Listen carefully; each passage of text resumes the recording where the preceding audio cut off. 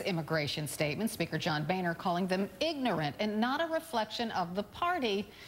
It's hard to take back words, though, from anyone. Joining me now from Washington, HLN contributor and Hiram College political science professor Jason Johnson. Hi, Jason. Hi there.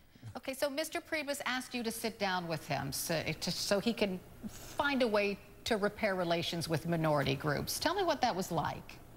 It was really interesting. It was a small number of African-American journalists and pundits, and I can tell you, if you do the eye test, Reince Priebus, he's sincere. He really does want the Republican Party to reach out to African Americans. He wants to do a long-term plan, hiring people within the black community to reach out and talk about what the GOP has to offer. The problem is the rest of his party outside of that room probably disagrees with almost everything he was trying to do. But I think he and most of the people there were very sincere.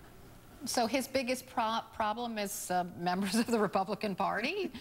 Exactly. A perfect example is Representative Sensenbrenner from Wisconsin said yesterday, got in front of this entire crowd of people and said the #1 priority of the Republican Party needs to be replacing Section 4 of the Voting Rights Act.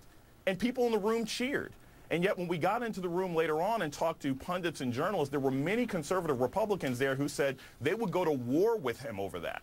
And so that's the sort of, schizophrenia they've got in the party. Well, it's interesting you bring that up because Colin Powell, who is an African-American and, of course, a Republican, said that the fight against voting rights in this country would backfire on the Republican Party. Let's listen to what he said. But here's what I say to my Republican friends. The country is becoming more diverse. Asian Americans, Hispanic Americans, and African Americans are going to constitute a majority of the population in another generation. You say you want to reach out. You say you want to have a new message. You say you want to see if you can bring some of these voters to the Republican side. This is not the way to do it. The way to do it is to make it easier for them to vote and then give them something to vote for that they can believe in. So, I'm just wondering, Alan West was invited to this luncheon. Was Colin Powell?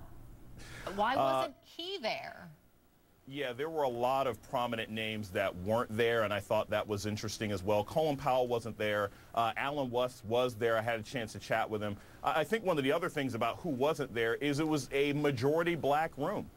And that's not really the demographics of the Republican Party. I think it would have been better if you would have more white members of the party there as well. This can't be an effort by just black people and Reince Priebus. This needs to be an effort by the total party to really reach out to black voters. They can never win another national election if they're getting less than 10% of the black vote.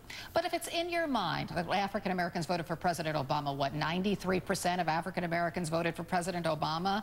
Mm-hmm. So if it's in your mind that African Americans will always vote for a black candidate over a white candidate, then what's the answer, if that's in your mind? Well, see, and that's the problem. There's too many Republicans who think that, and they just dismiss 47% of the vote.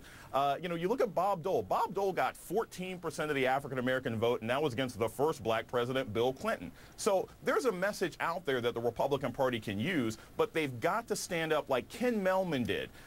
Former RNC chair. He stood in front of the NAACP and said, look, I'm going to have a zero-tolerance policy towards racist comments. That's what Reince Priebus needs to do. He needs to shut down the members of the party who keep saying racist and offensive things that scare African-American and Latino voters away from the party.